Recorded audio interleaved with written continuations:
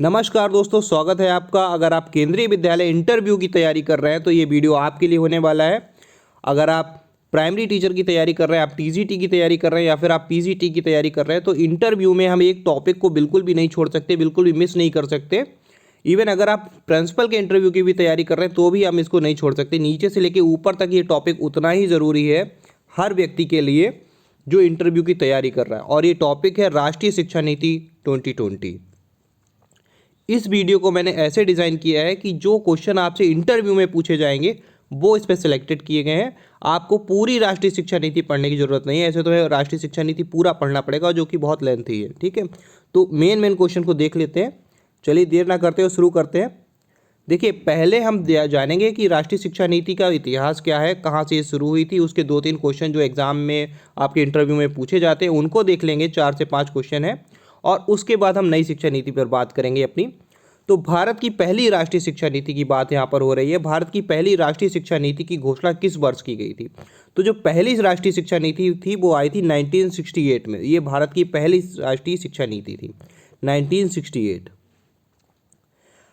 अगली बात करें, 1968 में जो पहली शिक्षा नीति हमारी आई थी वो किस प्रधानमंत्री के काल में आई थी? मतलब उस समय प्रधानमंत्री कौन था? तो इंदिरा जी उस समय प्रधानमंत्री थी। इंदिरा जी के काल में पहले ही भारत को पहली राष्ट्रीय शिक्षा नीति मिली थी 1968। ठीक है, तो याद रखिएगा, पहली शिक्षा नीति इंदिरा गांधी जी के काल में आई थी। दूसरी शिक्षा नीति आई है 1986 में और ये बहुत इंपॉर्टेंट थी। बहुत बड़े अपडेट इसमें हुए थे, बहुत ज़्यादा चेंजेस के साथ आई थी भारत की दूसरी शिक्षा नीति 1986। ठीक है, अब 1986 में जो दूसरी शिक्षा नीति आती है उसके बाद 34 वर्ष लग जाते हैं। मतलब हमने 34 वर्ष एक ही शिक्षा नीति को से काम चलाया और जिसकी बहुत आवश्यकता हो गई थी नई शिक्षा नीति की। तो क्वेश्चन नंबर 4 को देख लेते हैं। भारत में राष्ट्रीय शिक्षा नीति 2020 की घोषणा कितने वर्ष बाद की गई? तो 34 वर्ष बाद एक हमको नई शिक्षा नीति मिली है, राष्ट्रीय शिक्षा नीति 2020। इससे पहले हम 1986 की जो दूसरी शिक्षा नीति थी उससे हमने 34 वर्ष तक काम चलाया और वो बहुत पुरानी हो गई थी। एजुकेशन डिपार्टमेंट में, स्कूलिंग एजुकेशन में एक नए इनोवेशन की आवश्यकता थी, एक नई राष्ट्रीय शिक्षा नीति की आवश्यकता थी जिसके आधार पर हम अपने लक्ष्यों को दोबारा तय करें और दोबारा उन तक पहुंचने का प्रयास करें। राष्ट्रीय शिक्षा नीति 2020 कब तक लागू हो जाएगी? तो ये लागू हो जाएगी 21-22 तक। और सबसे पहले केंद्रीय विद्यालय में लागू हुई, उसके बाद फिर अन्य स्कूलों में। तो ये लागू होने का जो टारगेट है वो 21-22 से तुरंत ही इसको लागू कर दिया गया था। और जैसा कि आप जानते हैं कि केंद्रीय विद्यालय को हम लोग अपनी एजुकेशनल हब बोलते हैं, मतलब एक लैब बोलते हैं। ठीक है, लेबोरेटरी बोलते हैं, जहाँ पर एक्सपेरिमेंट टाइप से हम सबसे पहले किसी भी चीज़ को लाते हैं तो यहाँ पर लाते हैं। तो केंद्रीय विद्यालय में सबसे पहले राष्ट्रीय शिक्षा नीति आई थी, लागू की गई थी। क्वेश्चन नंबर 6 बहुत इंपॉर्टेंट है। राष्ट्रीय शिक्षा नीति 2020 की मसौदा समिति यानी ड्राफ्टिंग कमेटी की जो अध्यक्ष थे वो कौन थे? तो जो ड्राफ्टिंग कमेटी है उसके अध्यक्ष थे डॉक्टर कृष्णा स्वामी कस्तूरी रंगन। डॉक्टर कृष्णा स्वामी कस्तूरी रंगन जो हैं ये ड्राफ्टिंग कमेटी के मसौदा समिति के अध्यक्ष थे। याद रखिएगा, नाम आपके इंटरव्यू में आपसे पूछा जाएगा। भारत में राष्ट्रीय शिक्षा नीति 2020 को कैबिनेट मंजूरी कब मिली? तो ये कैबिनेट मंजूरी मिली थी, यहाँ पर ये सन थोड़ी सी गलत हो गई है। तो 29 जुलाई सन 2020 को ही जो है ये 29 जुलाई को इसको मंजूरी मिली थी और हमको पता चल गया था हाँ अब एक नई शिक्षा नीति पे मोहर लग गई है कैबिनेट की और अब ये नई शिक्षा नीति आ रही है। राष्ट्रीय शिक्षा नीति 2020 के अंदर किस आयु वर्ग के बच्चों को शिक्षा के अधिकार कानून सन 2009 के अंतर्गत रखा गया है? 3 से लेके 18 वर्ष तक। तो ठीक है, तो यहाँ पर पहले बात देख लेते हैं, बात किसकी की जा रही है? बात की जा रही है RTE एक्ट की, RTE एक्ट 20209। ठीक है, यानी राइट टू एजुकेशन एक्ट, बच्चों का शिक्षा अधिकार सन 2009 की बात यहाँ पर की जा रही है। और इसमें बताया जा रहा है कि किसको इसके अंतर्गत रखा गया है। तो 3 से लेकर 18 साल के जो बच्चे हैं उनको इसके अंतर्गत रखा गया है। आपको एक बात और बता दूं, आप केंद्रीय विद्यालय इंटरव्यू की तैयारी कर रहे हैं तो राइट टू एजुकेशन एक्ट के तहत केंद्रीय विद्यालय हर क्लास में 10 बच्चों का एडमिशन करता है और उनको फ्री शिक्षा देता है। इस पर मैं कभी और डिटेल में वीडियो बनाऊंगा कि 10 बच्चे केंद्रीय विद्यालय में हर क्लास में फ्री पढ़ते हैं प्राइमरी में, मतलब जो इनकी 18 साल की जब तक उनकी उम्र हो जाती है तब तक, और उनकी फीस नहीं पड़ती। क्यों? राइट टू एजुकेशन एक्ट के तहत हर क्लास में 40 में से 10 बच्चों की। ठीक है, तो इसका क्या प्रोफार्मा होता है, किस तरीके से वो इसको लेते हैं बच्चों को, वो कभी और वीडियो बनाएंगे अगर आप कमेंट बॉक्स में पूछेंगे। फिलहाल इतना जान लीजिए कि राइट टू एजुकेशन एक्ट के तहत 10 बच्चों का एडमिशन होता है हर क्लास में, केबी में, और उसका मानक इन्होंने रखा है 3 से लेकर 18 साल की आयु तक। ठीक है, आगे चलते हैं। राष्ट्रीय शिक्षा नीति 2020 के अंतर्गत किस कक्षा तक शिक्षण मातृभाषा, स्थानीय भाषा या फिर क्षेत्रीय भाषा में कराया जाएगा? तो अब हमारे पास जो है प्री प्राइमरी भी शुरू हो गया है, तो प्री प्राइमरी से लेके कक्षा 5 तक की जो बात की जा रही है, वो कक्षा 5 तक आपको जो है शिक्षण किस भाषा में करना है, किस भाषा में कराना है, ये आपको कराना है मातृभाषा में, स्थानीय भाषा में या फिर क्षेत्रीय भाषा में। मतलब आप उस पर कोई और भाषा, अंग्रेजी या फिर जो भी कुछ ऐसी भाषा है उस पर आप थोप नहीं सकते, अंग्रेजी भी नहीं थोप सकते, हिंदी भी नहीं थोप सकते। जो उसकी मातृभाषा है, मतलब अगर वो तमिलनाडु में है तो जो उसकी मातृभाषा है, जो उसकी क्षेत्रीय भाषा है, जो उसकी स्थानीय भाषा है, उसमें आप शिक्षण कराइए। और वही बच्चा अगर उत्तर प्रदेश में है तो उसकी जो मातृभाषा है उसमें शिक्षण कराइए। और वही बच्चा अगर नागालैंड में है या फिर मणिपुर में है तो कक्षा 5 तक आपको स्थानीय भाषा, मातृभाषा में ही शिक्षण कराइए। कहाँ तक? कक्षा 5 तक। राष्ट्रीय शिक्षा नीति 2020 का लक्ष्य किस वर्ष तक 3 से लेकर 18 वर्ष के आयु को प्रत्येक विद्यार्थी को गुणवत्तापूर्ण एवं समावेशी शिक्षा प्रदान करना है। मतलब इन्होंने लक्ष्य रखा है कि 3 से लेकर 18 वर्ष तक की जो आयु है वहाँ तक के हम बच्चे को क्वालिटी एजुकेशन, मतलब एक एजुकेशन तो मिल रही है, हाँ बच्चा पढ़ रहा है, नहीं, एक क्वालिटी एजुकेशन की और एक जो समावेशी शिक्षा है उसकी बात कर रहे हैं। तो वहाँ तक का लक्ष्य रखा है हमने वर्ष सन 2030 तक। ठीक है, राष्ट्रीय शिक्षा नीति के तहत जो हमारी क्वालिटी एजुकेशन है उसका लक्ष्य है 2030, यानी सन 2030 तक हमने उसका लक्ष्य रखा है। राष्ट्रीय शिक्षा नीति 2020 के अनुसार शिक्षा पर सकल घरेलू उत्पाद यानी जीडीपी का कितना % खर्च किया जाएगा? तो जो हमारा जीडीपी होगा उसका 6% हम शिक्षा पे खर्च करेंगे। और ये बात हमारी राष्ट्रीय शिक्षा नीति में कही गई है। राष्ट्रीय शिक्षा नीति 2020 के अनुसार जो हमारी जीडीपी है यानी सकल घरेलू उत्पाद है उसका 6% शिक्षा पर खर्च किया जाएगा।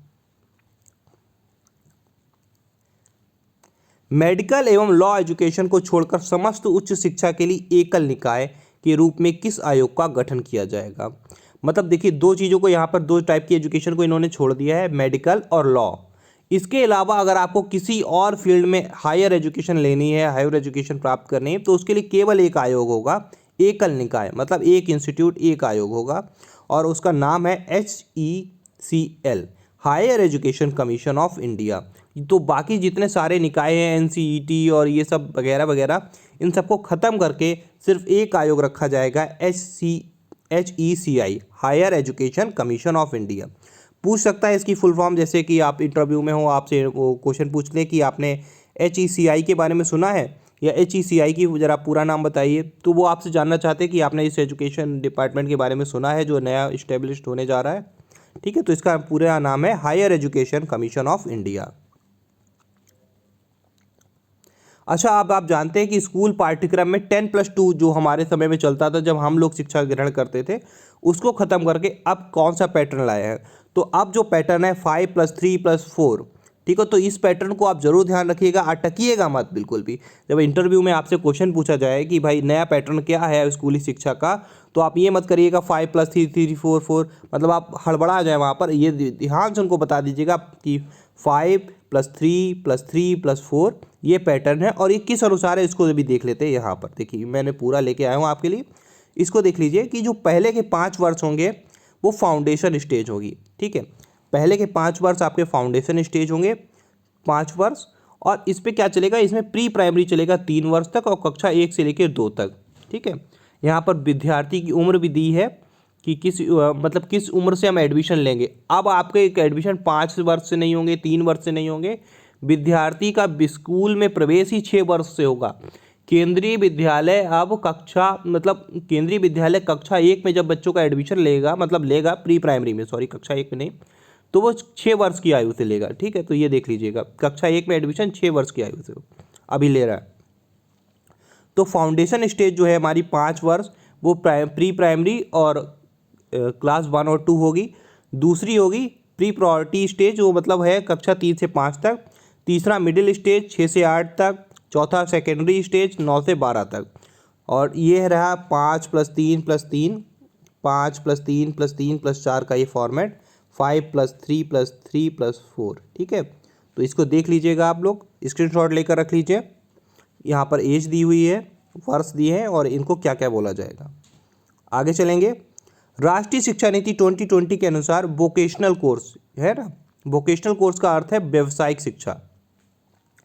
तो जो व्यावसायिक शिक्षा है वो किस कक्षा से शुरू की जाएगी, तो कक्षा 1 से बच्चे अगर चाहते हैं कृषि के बारे में जानकारी लेना, किसी रोजगार के बारे में, मधुमक्खी पालन है, बागवानी है, तो इस तरीके के जो कोर्स होते हैं ना, मधुमक्खी पालन, बागवानी, कृषि, ठीक है, तो इस तरीके के कोर्स भी कक्षा 6 से शुरू हो जाएंगे। बच्चे इनमें अपना अगर रुचि रखते हैं तो वो इनको भी ले सकते हैं। तो ये कोर्सेस कक्षा 6 के बाद से शुरू हो जाएंगे, ठीक है। देश में शोध और अनुसंधान को बढ़ावा देने के लिए किस संगठन की स्थापना की जाएगी, तो नेशनल रिसर्च फाउंडेशन एक संगठन है, इसकी स्थापना की जाएगी देश में शोध और अनुसंधान को बढ़ावा देने के लिए। राष्ट्रीय शिक्षा नीति 2020 में राष्ट्रीय मिशन के माध्यम से foundational learning and numerical skill FLN को किस वर्ष तक प्राप्त करने का लक्ष्य रखा गया। बहुत इंपॉर्टेंट टॉपिक है ये, प्राइमरी से रिलेटेड। अगर आप प्राथमिक शिक्षक बनना चाहते हैं तो FLN के बारे में ज़रूर पढ़कर जाइएगा। नहीं समझ में आ रहा तो आप बताना कमेंट बॉक्स में, मैं एक वीडियो बनाऊंगा कि क्यों ज़रूरी है, क्या है, क्योंकि 3 साल से समय हो गया मुझको इस पर काम करते हुए। FLN का बहुत पुराना एक्सपीरियंस हो गया है, बहुत ज़्यादा। तो मैं आपको बताऊंगा कि क्या है, क्यों है और क्या करना होता है टीचर्स को, ठीक है।